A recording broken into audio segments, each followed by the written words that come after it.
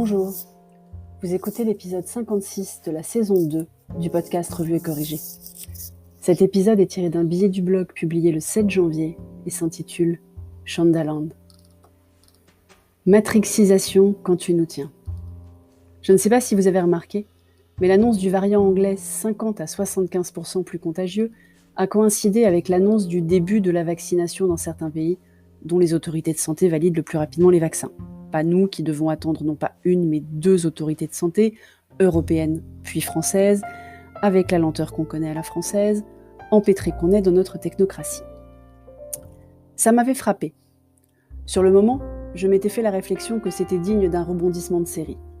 Un mauvais rebondissement parce qu'un peu téléphoné, mais qu'une bonne série ou showrunneuse comme Shonda Rhimes pourrait nous faire avaler en milieu de saison juste avant la pause hivernale. Et j'ai de plus en plus l'impression qu'on vit dans une série. Pas exactement du niveau de Shonda ou de son univers Shondaland, et je vous en parlerai un peu plus tard, puisque cette chronique commence de toute façon à être déprimante et qu'il vaut mieux changer de sujet. Donc pas du niveau de Shonda, mais une de ces mauvaises séries qui enchaînent épisodes bourrés d'intrigues et épisodes lents, qui ne ferment pas tous les arcs narratifs, qui met sur le devant de la scène des personnages qu'on adule pour les vilipender ensuite, quand elle ne les élimine pas complètement, sans explication aucune. Bref, on vit dans la matrice, ou tout du moins dans une matrice, non ? Mais pendant ce temps, Shonda fait ce qu'elle sait faire, des séries. Petite présentation de Shonda Rhimes.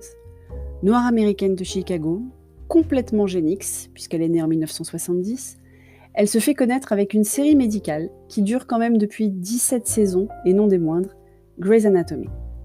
Suivent ensuite le premier spin-off, Private Practice, pour ceux qui s'en souviennent, Scandal, How to Get Away with Murder et Station 19, un autre spin-off de Grey's Anatomy.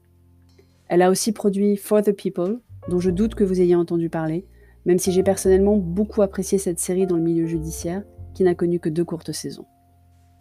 Elle a signé un accord d'exclusivité avec Netflix pour ses nouvelles créations, et celle de sa société de production, Shondaland, et on a eu droit pendant les fêtes à la première saison de la première série tournée sous cet accord, Bridgerton.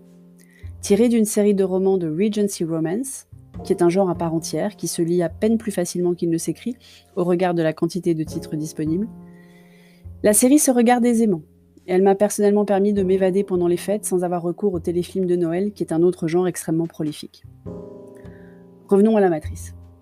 Je me suis donc évadée, à l'époque de la Régence ou assimilée, pendant 8 délicieux épisodes d'une légèreté appréciable en ces temps compliqués, mais force est de constater que ce n'était qu'une parenthèse, et que la réalité nous rattrape de plus en plus vite. Pas de vaccin, ou plutôt des vaccins mais pas de logistique associée. Un variant anglais qui prolifère de façon incontrôlée partout, sauf en France, parce qu'on n'a pas les moyens de le traquer correctement, vu qu'on ne séquence pas les virus. Une opposition qui fait feu de tout bois et râle pour râler au gré des sondages d'opinion. Une sortie de crise toujours plus lointaine, avec à présent le danger de se faire damer le pion de la reprise économique par ceux qui vaccinent à tour de bras. Rien de réjouissant donc. Alors je vais retourner voir des séries de Shonda. C'est parfois triste, mais souvent plus intéressant que les joutes verbales organisées sur les plateaux de Pascal Praud ou Éric Brunet, et à minima plus réjouissant à regarder.